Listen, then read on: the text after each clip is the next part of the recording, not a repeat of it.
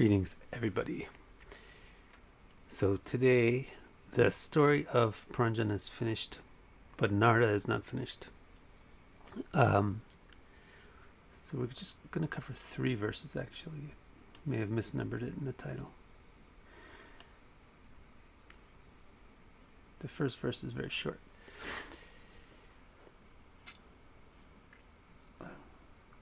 Nārada uvacha prashna evam hi sanchinno bhavata purusharshaba atra me vadato guhyam nishamya sunishchitam. So this is what he says. Now that I've answered your questions, Nārada says, I will tell you another riddle. See if you can understand it. Prashnam eva hi sanchinno means, okay, I answered your questions. Nārada uvacha, Nārada says. Bhavata purusharshaba means you, O king. And this is atrame. Now, atrame vadato, now I will tell you. Guhyam, another riddle, another secret, another mystery. Nishamya, listen to it. Listen to it carefully and try to figure it out. Nishamya sunishchitam. So we're going to get another riddle really fast. It's like Nārada was not satisfied that he just gave this one riddle, this one long riddle of the guy who lives in different cities and everything. He's still in the mood for telling riddles, so he decides he's going to just give him one little more. But this one just takes one verse. It's really short. So it's just one verse, and then there's the first time in the Bhagavatam that you'll see non-poetry, non-unmetered Sanskrit, just prosaic Sanskrit, as the explanation for that one verse, and that's it. So that's what we'll cover today, that one verse and the explanation, and then after that, the king Barshat has a question, and Nārada answers it, and then we're done with the whole thing. So here is the other riddle coming up. Hi, everybody. The other riddle is this. Now, I'm pretty sure, again, if you know Sanskrit, then it's more of a riddle. There's more clues in the specific, unusual words which are picked. But anyway, he says, Kshudram charam. Sorry, sometimes I do this. Kshudram charam sumanasam sharane mitiva. Kshudram charam sumanasam sharane mitiva. Raktam shadangri gana samasu lubdhakarnam. Agre vrikan astripo. Viganaya yantram prishte mrigam mrigaya lubthakabana bhinnam. It's pretty good. So here's what it means. The riddle is this. The question is, who is this? Who is this? Is the question. And then the riddle says, walking through the grasses and relaxing in the groves,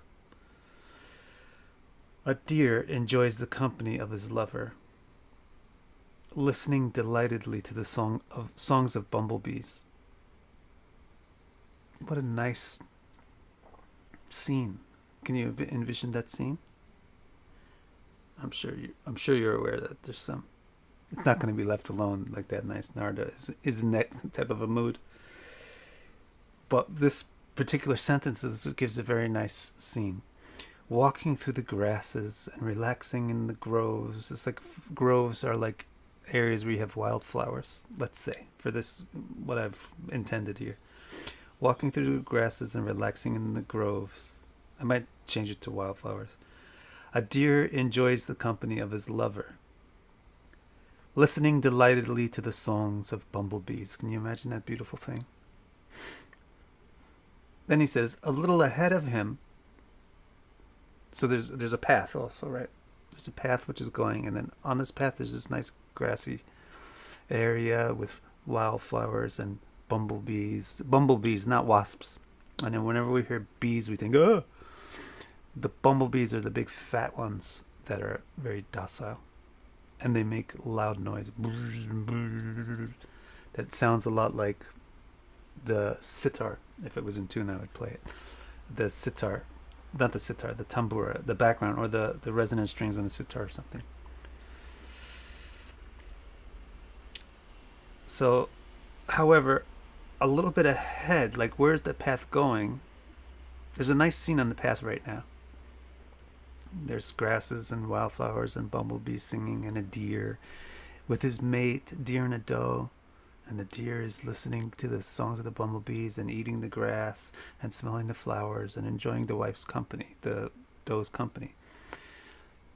The path continues forward, however. A little ahead of him on the path prowls a huge pack of wolves, unseen. I should actually say hungry wolves, because the Sanskrit does say hungry.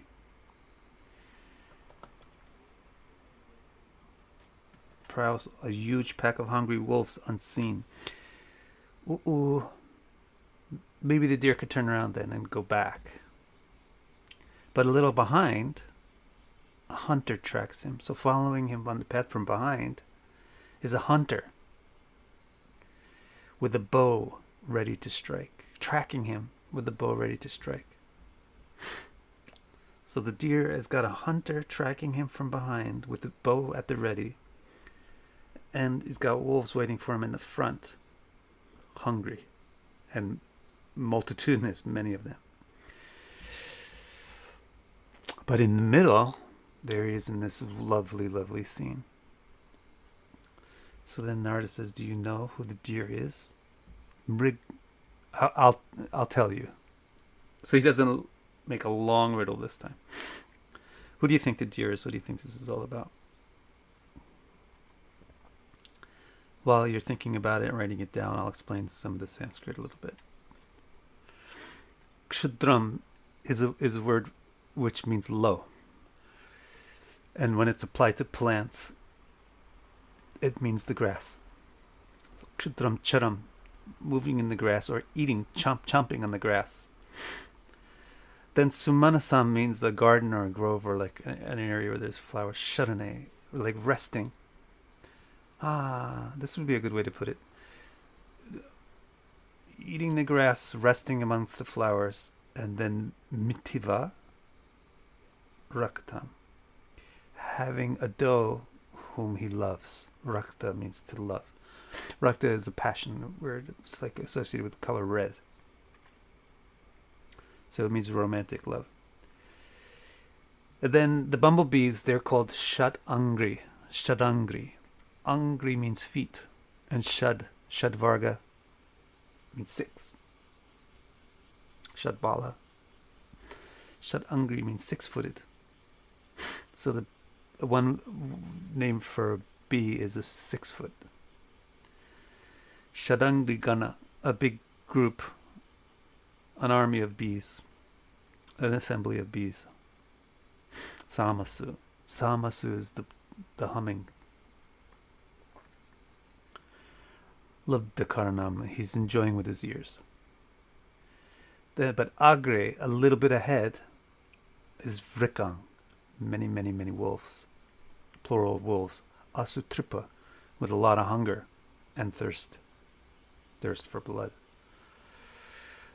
Vigarnaya is a short. It gets shortened because tripaha aviganaya. It's aviganaya, which means avigya. Not knowing, but he knows they're there, but he's not paying attention to them. This is the thing. The deer knows that ahead of him there's wolves, and behind him there's a hunter, but he's not paying attention to it. Who is this deer?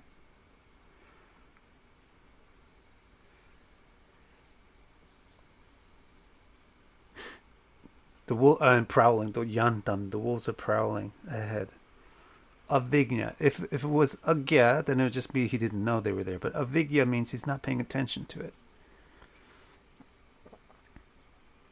Prishthe means behind him. Prishtodaya, rising from the back. These are all astrological terms. Prishthe means behind.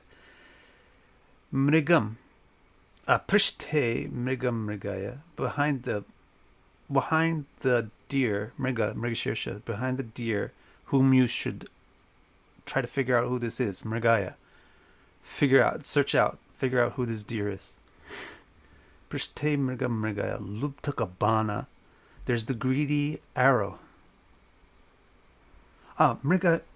Lubtaka. Also, mrigaya means the hunter.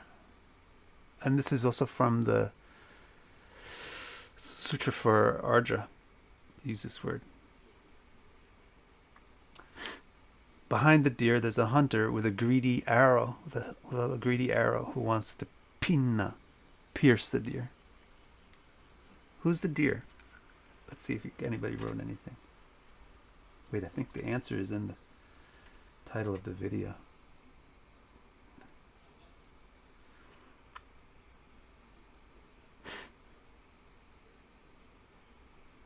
Yes. You are the deer. That's the title of the video today. It's the title of the stream. You are the deer. Wolves are ahead and a hunter is behind. Why are you the deer? So now Nārada is going to explain. Do you understand who the deer is, Nārada? I'll tell you. You are that deer. And he's going to explain it. Now this is the first instance in Bhagavatam where this is the first instance, where you have spoken Sanskrit, not sung Sanskrit. It will come up again, especially when it starts to deal with astronomy. It's where people are just talking and they're more interested in the meaning than the presentation. They don't put it into poetry. So most of the Bhagavatam is in poetry, but there's small sections of it which are not. This is one tiny verse that just comes up. So he says, the groves represent the women you desire. So the groves should probably be translated as the flowers. Remember, the deer is walking on the grass or eating the grass and relaxing in the flowers. So the flowers are the things that attract the mind. They're colorful, they smell good, they're beautiful. So they represent, he's talking to the king, so he says they represent women, the women that you desire. And when you relax in those groves, so sumana samadharmanam strinam sharana ashrame. The groves represent the women you desire. Relaxing in the groves represents your marriages to them. Or you can use the word marriage loosely. The grasses the deer grazes on represent the sensual pleasures you then enjoy.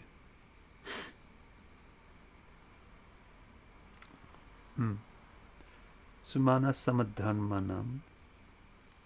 The flowers are just like, samadharma means they have the same nature as, they represent, same essence, strina. Flowers are just like women. Sharana, the resting in them is ashrama, is the house, really. The way that you're able to rest in the flowers is the way you're able to have a house, or family, or a marriage. Pushpa madhugandavat. The flowers make a very nice smell. Kshudram is the grass.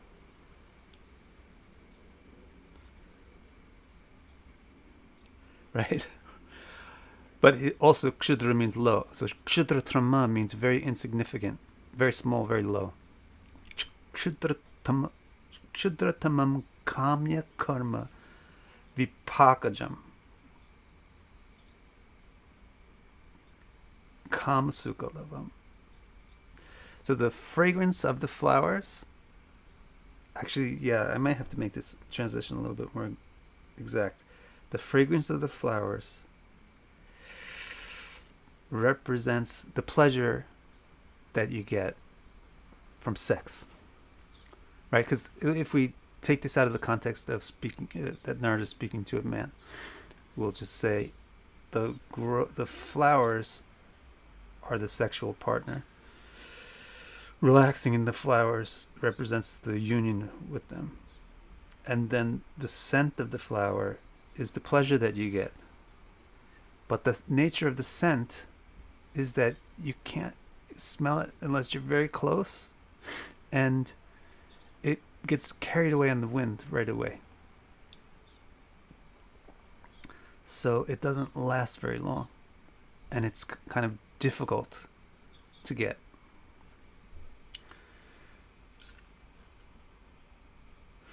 And the reason that the grass is involved is because it's like light, or it's smaller, it's low class, like glass. So according to Nārada, or in Nārada's opinion, the orgasmic pleasure is low. It's insignificant in comparison to what he knows, in comparison to the kind of pleasure that he has.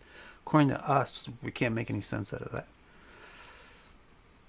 because it's difficult to think of anything which is at least more immediately and directly pleasurable. But according to him, it's like grass compared to a tree. Kamsuka lava, just a little tiny bit of kamsuka, passionate pleasure, or a pleasure of sensual pleasure. You try to get it with your tongue or your penis, he tells the king. Jaiva or upashti. Jaiva is the tongue, and upashta is the genitals. For the king, the king's case is this penis. Adi. And so on. Other stuff too, connected with that. Vichinvitam mituni bhuya. The doe's attraction to and relationship with the deer represents the pleasure that you get from interacting with the opposite sex or your sexual partner.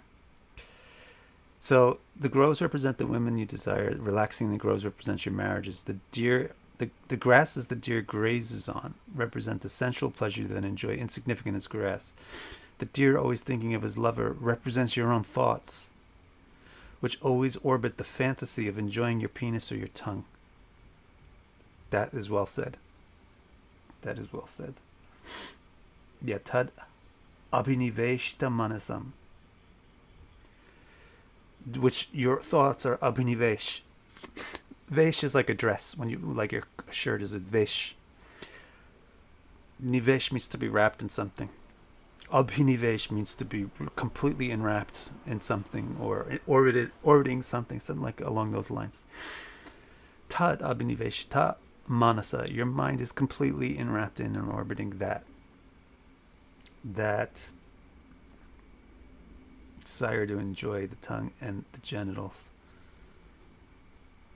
which is represented by the desire to enjoy the maid while smelling the flowers.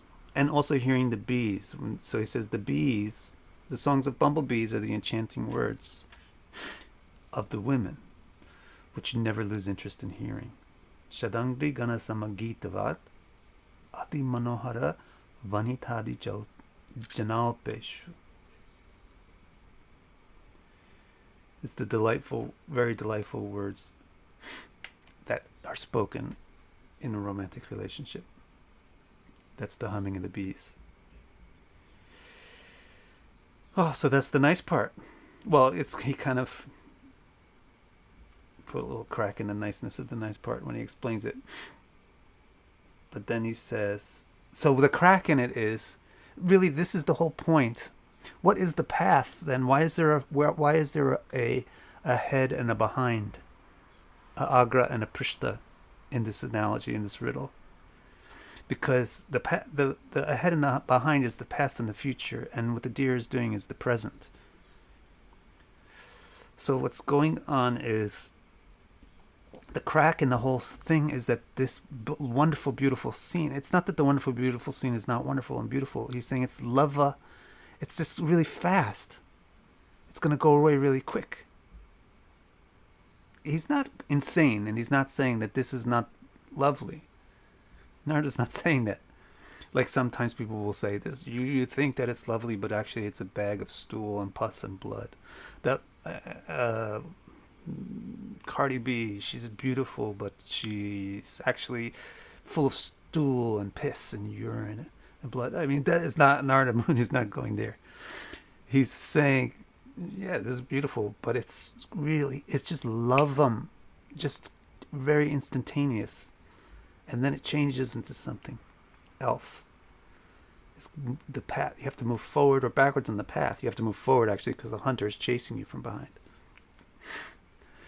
And so you can't stay in this place, and that's the problem.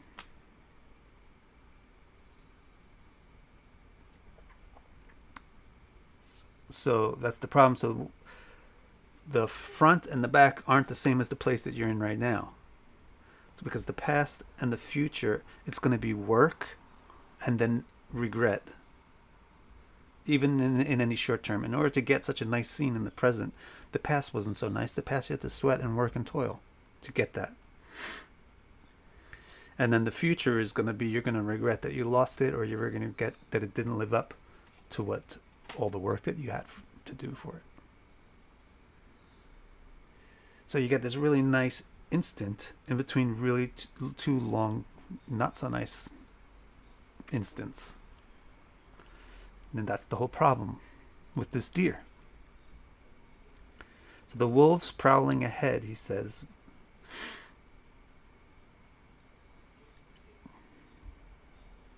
the wolves prowling ahead. Wow. The reason why are there wolves, many wolves? Ahead, agre represents the future. The many wolves ahead that are hungry, they represent the moments or the days and the nights. They're eroding you. They're scaring you. They're making you slow down. So the deer would run away from the hunter. But there's wolves ahead. If he runs ahead, he also gets eaten. So if he runs ahead, he's going to get eaten by time, and if he lags behind, he's going to get killed by some hunter. But in the meantime, he's got something really nice there for a second. The wolves prowling ahead represent the future, the many days and nights which moment by moment take away your lifespan and allow death to come closer. So here he says, Agre vrikka yutavad atma ayur harato ahoratran. They're the days and the nights that take away your own ayush. Harata ayush atmam. They take away your life, your vitality, your force, your vigor. That's what the vrikka yuta are, the groups of deers. Tankala lavavasation. What does that mean?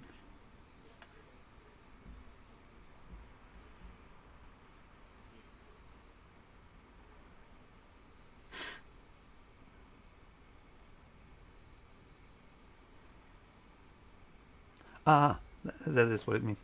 Kala, not kama. That kala means time. Lava. The instants of time, the moments of time, vishesha. So the deers represent not just days and nights, but the various units of time. Not the deer, sorry. The wolves represent the various units of time. Okay, and then from behind. Oh, and it's very interesting. Huh? This I didn't even put into the English. Aviganaya griheshu viharantam. What does it mean in the riddle that the deer is ignoring the wolves ahead? He says this is the same as the way you enjoy the life in your home. It's really true. It's kind of like even what many of us are intentionally doing right now, because there's just COVID everywhere and natural disasters all over the place.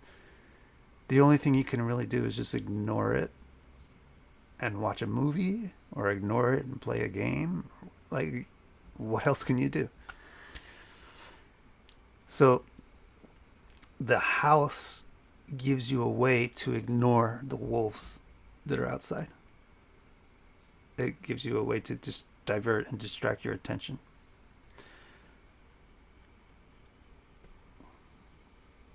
Which actually may be helpful and useful when the things which are outside are completely beyond your control, as it sort of is now. But it can be quite deleterious when there's things you could do about your future, but instead of doing anything positive about your future, you just ignore it.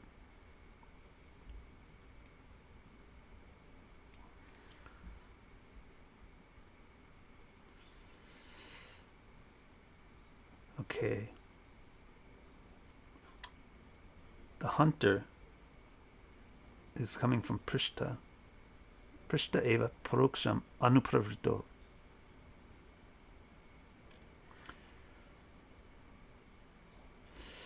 The guy coming from behind is also paroksha, which means he's hiding in the trees.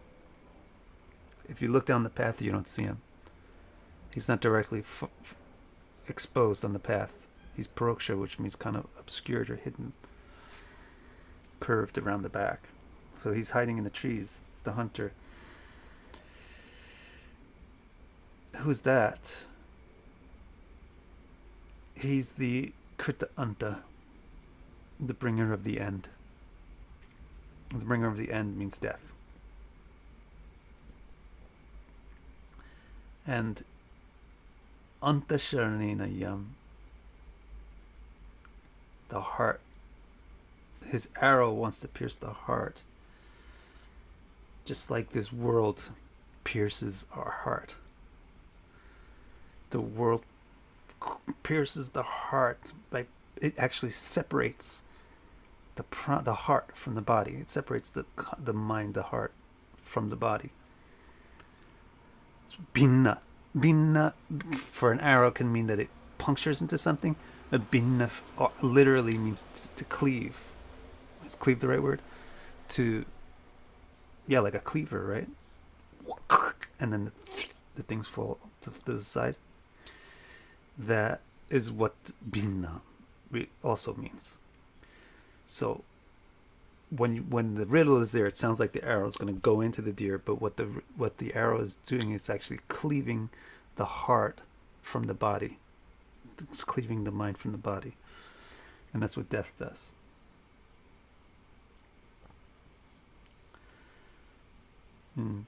So he says, Tam imam, and this deer, Atmanam, is you, Ahorajan, O king. Binna hridayam, your heart's going to get cut off from your body. You should try to see this. Drishtam arhasiti. You should try to see like this. The hunter pursuing from behind, and the arrow which will soon pierce the deer's heart represent death itself. Any questions? You should try to find this deer and save it. This is another implication of what he's saying. He said the way that he asks the question of what is the deer also means look for the deer. Search for the deer. This deer needs your help.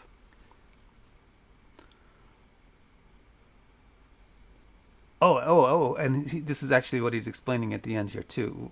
He's saying this deer needs your help. That the fact that the deer needs your help means that you need your own help. You should try to understand that you're wasting your life, that you're cutting your heart off from your body. You're cutting your heart. You're wasting your life in pursuit of trivial things.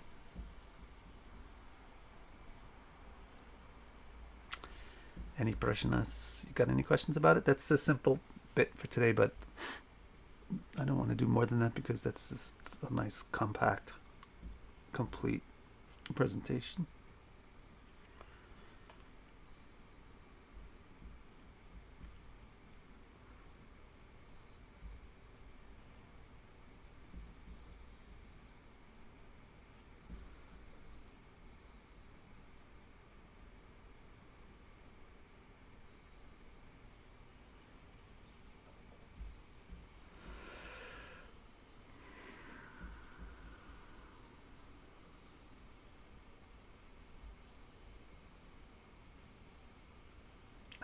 think. I'll look for questions that kind of I feel are unanswered. I1 is asking what king he's speaking to. This is King Barishat, the guy he's been speaking to for like weeks in our terms of how often we do this Bhagavatam stream. The guy who heard the whole story about Paranjana the citizen. The guy who's the father of the Prachetas, and he sent his children to go down. He sent his children out to make families, and before they did that, they went out to get power. Physical, personal, mental, spiritual power. And they met Shiva, who taught them how to do that. That's the king. Zina is the vagina. Considered, yes, it's, of course, but he's speaking to the king, so he's saying Upashta literally means below your abdomen. Yeah. So it just means the down there part.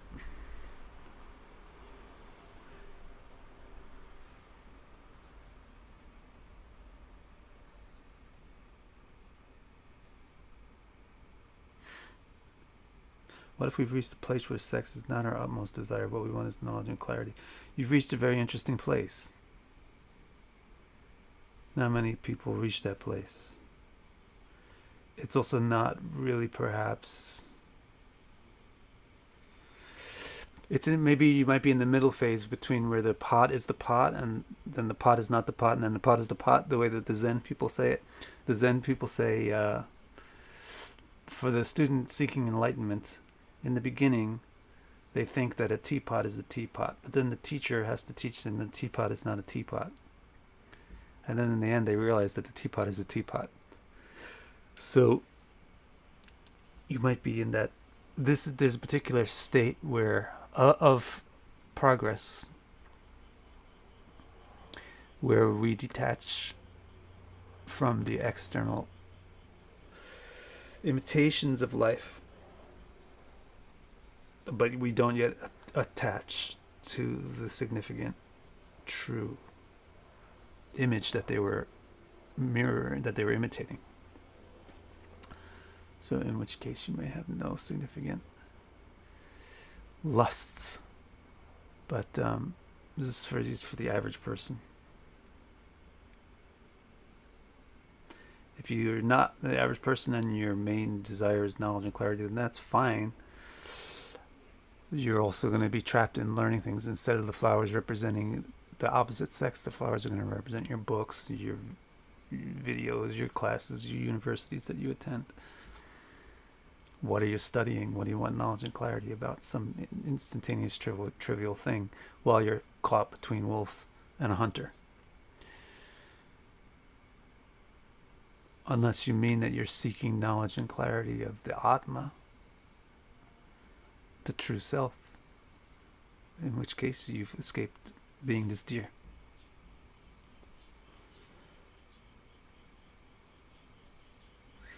Bardo asks if it always gets sexy when they talk about Prakriti Purusha interaction, and it must, because it's male-female.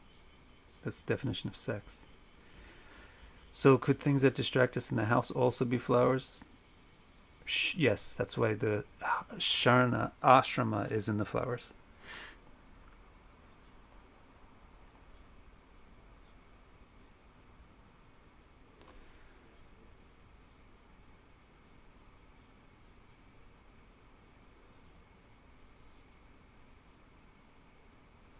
Yes, they also represent distractions. I wonder if you typed this in before I said that.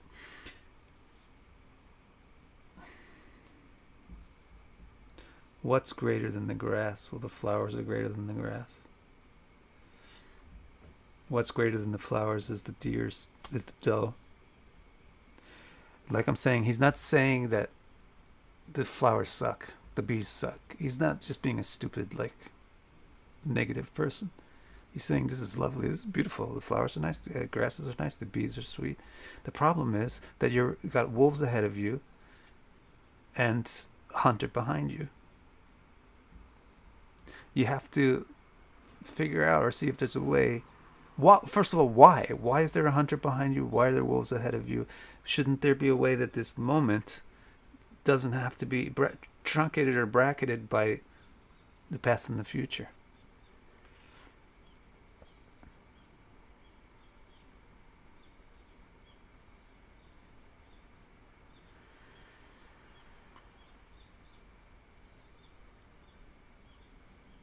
Samurai says, in the last stream about sex, you said that for a scholar, I didn't say for a scholar, I said for a renunciate. I think, maybe I said a scholar.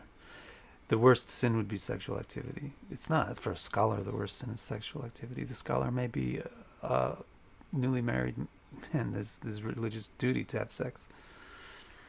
For renunciate, for a person who has made the vows of giving up external life, then to engage in external life is sin. Why it seems like sex is way worse than enjoyment of food? Because sex is way more intense than eating. It's simple.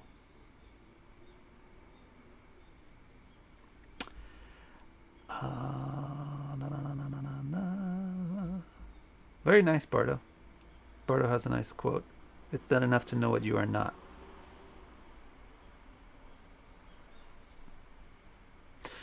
Yes, Zena, here in Japan, they I think in India also, they also always use flowers as an analogy for youth because they are quickly gone. Zena. Names which start with Z and X are very cool. You seldom see them. Ever since I was a kid, I always liked names that start with late letters in the alphabet. Maybe there's some truth to the nakshatrapada sound thing. It's also weird the nakshatrapada sound thing that my parents named me correctly. Yeah, I think they named me correctly according to the nakshatrapada sound thing. All right, any other questions?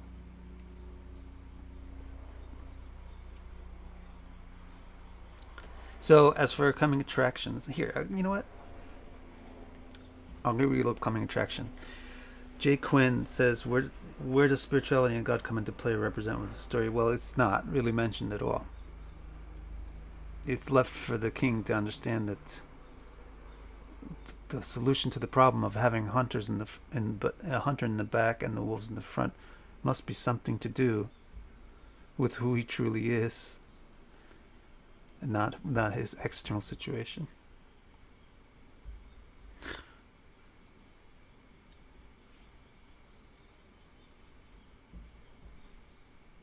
Okay, so I'll give you a quick rundown of what's going on, maybe even a couple of quotes.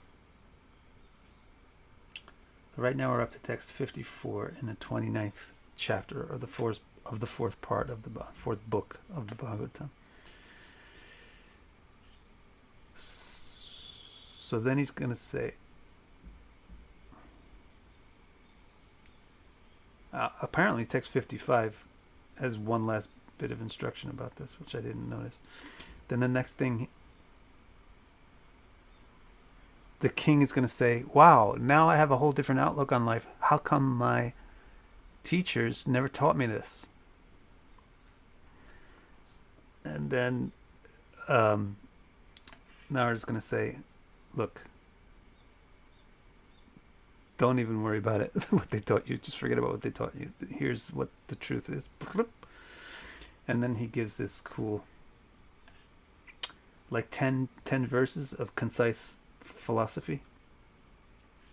Get like a concise Vedic picture of philosophy. He's even going to mention Rahu in there. It's going to become one of the analogies. It's going to have to do with Rahu. Maybe it's a little bit more than 10. Like 15. Going to talk about a caterpillar. I'm going to use a caterpillar as an analogy, a Rahu as an analogy. And then he's done. And then he ceases to be the main speaker in the story. And then the microphone goes back to Maitreya, who's speaking to Vidura. Remember, it's Maitreya telling Vidura about Nārada talking to Parishat. And furthermore, it's Shukadev telling Parikshit about Maitreya talking to Vidura about Nārada, talking to Parishat. And furthermore, it's actually Sutta. No, yeah, it's Sutta talking to the Naimisharanya sages headed by Shonaka about what he heard from Shukadev telling Parikshit about the story of Maitreya telling Vidura about Nārada explaining life to Parishat. So the microphone goes back to Maitreya after that, who just narrates what happens with Nārada. He went back to whatever his life normally is. And then what happens with the king? The king decides he's going to give up being a king. He goes and he tries to do yoga. He does it successfully. A couple of verses really quickly mention that. And then you just get the typical ending of a big story where they tell you should really read the story, you should talk and speak the story, you should explain the story, you should understand the story. You get great benefits.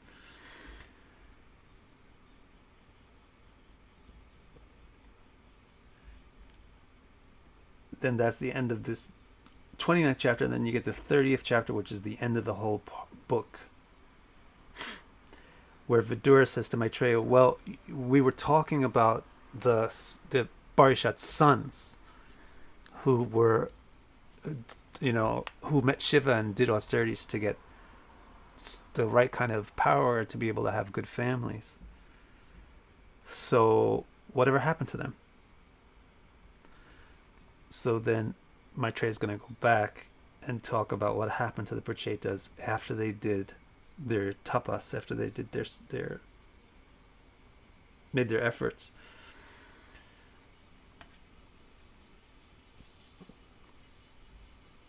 They're going to meet Vishnu now after meeting Shiva. After performing this sadhana given by Shiva, the result of that is that they meet Vishnu, who gives them a benediction.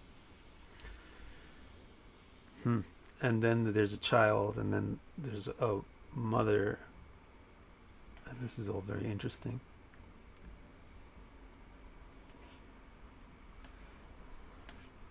Vishnu speaks to them, they speak to Vishnu.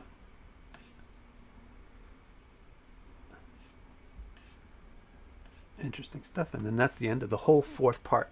And I got all the study materials ready that I need for part 5, which is very good. When I get done with part 4, I'll probably publish it all.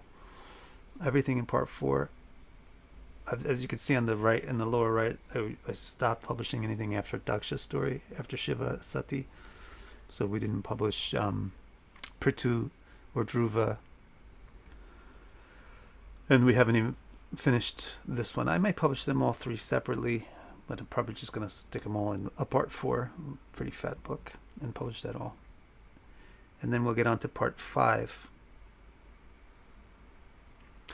Part 5 is of great interest to the astrological community because within part 5 is the astronomical section, the pretty lengthy astronomical section in the Bhagavat Purana.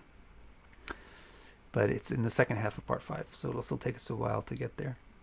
In the first part of part 5, there's really cool stories about an Avaduta, 2 Avadutas really, people that just ignore social conventions, great people who ignore social conventions due to their realization of the triviality of it all, and how they kind of get into trouble. There's 2 particular stories. Or not get into trouble, get out of trouble, get into trouble. So then that's interesting. And then you get this astronomy, which is certainly is going to be really interesting to all of us. It's going to probably take a long time to translate that all accurately because, that's our big interest, so we want to really get that accurate. So that's what's coming up. All right.